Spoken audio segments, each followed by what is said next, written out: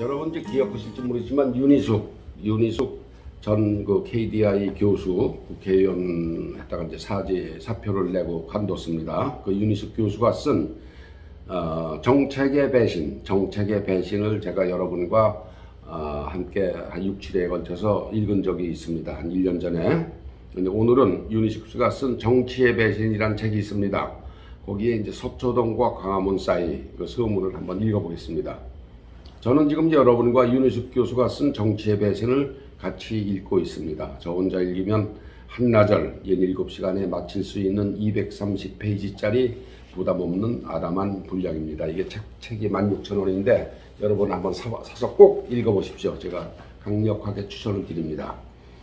이렇게 이제 한나절에 읽으면 그때는 고개가 끄덕여지지만 책을 책꽂이에 꽂는 순간 내가 뭘 읽었더라 하는 게 이제 10중 8구 40입니다. 재미있는 스토리가 있는 소설도 아니고 이제 안개 속에서 흐릿한 먼 산을 바라보는 기분입니다. 혼자 읽으면은 많은 사람이 그런 게 아쉬워서 몇 번을 다시 읽는다지만 저는 한 번 읽은 책은 2번 다시 손을 안 대는 습관이 있습니다. 6학년이 됐는데 5학년 책을 들고 복습하는 학생 여러분 보셨습니까?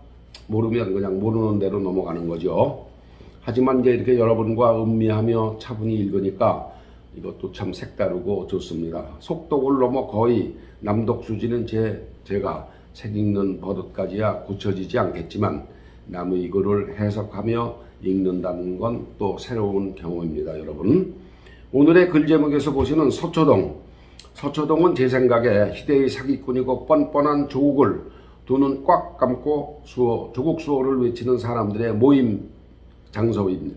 광화문은 이 인간들에게 참다 분통이 터져서 허공에 대고 외치는 사람들의 모임 장소입니다. 서초동은 재판이 열리는 법원, 범죄를 수사하는 검찰이 모여있는 곳이고 여기서 목소리를 높이는 것은 법 처벌을 우리 편에 유리하게 해달라는 바람이고 압력입니다.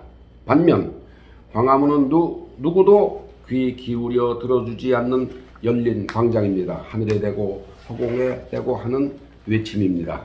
서초동은 정권을 두둔하고 사랑하는 사람들의 함성이고 광화문은 불의를 저지른 정권을 야단치고 혼내자는 하느님께 바치는 함성입니다. 전에는 동장들끼리 오래간만에 만나면은 정치적으로 의견이 달라도 지지하는 정당이 달라도 다음에 만날 때는 웃고 잊기도 했습니다. 이제는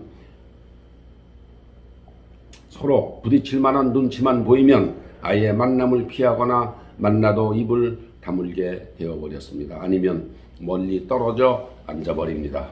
4년 전 촛불을 들었던 많은 사람이 지금은 정권 교체를 간절히 원하고 있습니다. 부동산, 일자리처럼 나라 살림을 엉망으로 한 것이 못마땅하기도 하지만 국민을 편가르며 하는 짓이 못마땅한 것입니다. 그 짓거리의 환멸을 느꼈기 때문입니다.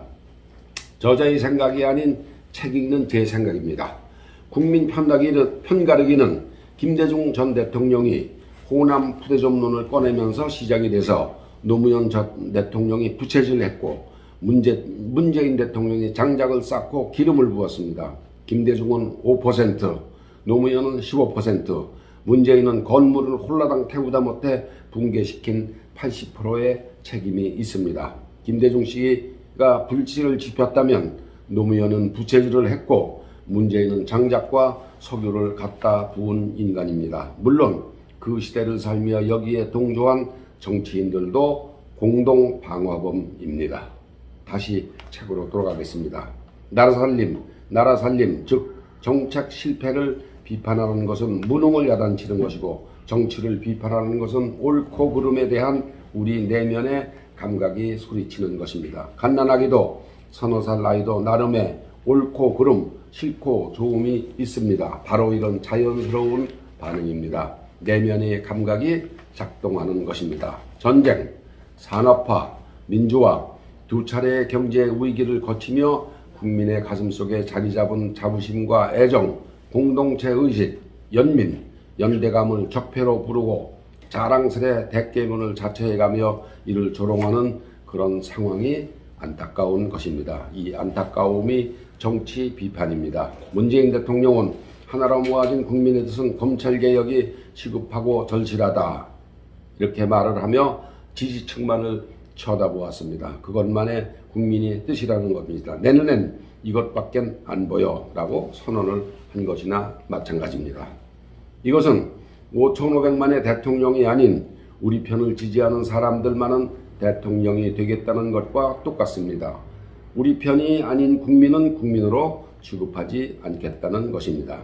대통령이 이러면 국민 간의 대립만 깊어집니다. 국민을 편갈라놓고 서로 증오하게 만드는 것은 70년 우리 대한민국의 팔팔 뛰는 역동적 역사에서 한 번도 없었던 일입니다. 6.25 전쟁에서 죽창으로 부자들을 반동으로 몰아죽이던 것과 무엇이 다릅니까? 편가르기, 이것은 정치적 포퓰리즘입니다. 경제적 포퓰리즘이 돈을 풀어 인기를 얻고 나라를 망치는 것이라면 정치적 포퓰리즘은 국민을 편갈라 내 편만 챙기겠다는 것입니다. 조국 전 민정수석은 일제 강제징용 대법원 판결에 반대하면 친일파라고 했습니다. 국가적 난제를 두고 정부 최고의 관료가 내 생각과 다르면 친일파라고 국민을 정적으로 취급했습니다. 정부 입장에 동의하면 애국, 동의하지 않으면 이적입니까? 이것이 집권 여당 더불어민주당이 말하는 민주주의입니까? 2020년 작년에는 대통령까지 나서서 파업하는 의사들 짐까지 떠맡아야 하니 간호사분들이 얼마나 힘드냐 하며 의사와 간호사를 이간질했습니다. 이쯤 되면 대통령의 편가리는 신공, 신의 한 수 수준입니다. 하지만 국민 이간질일 뿐입니다.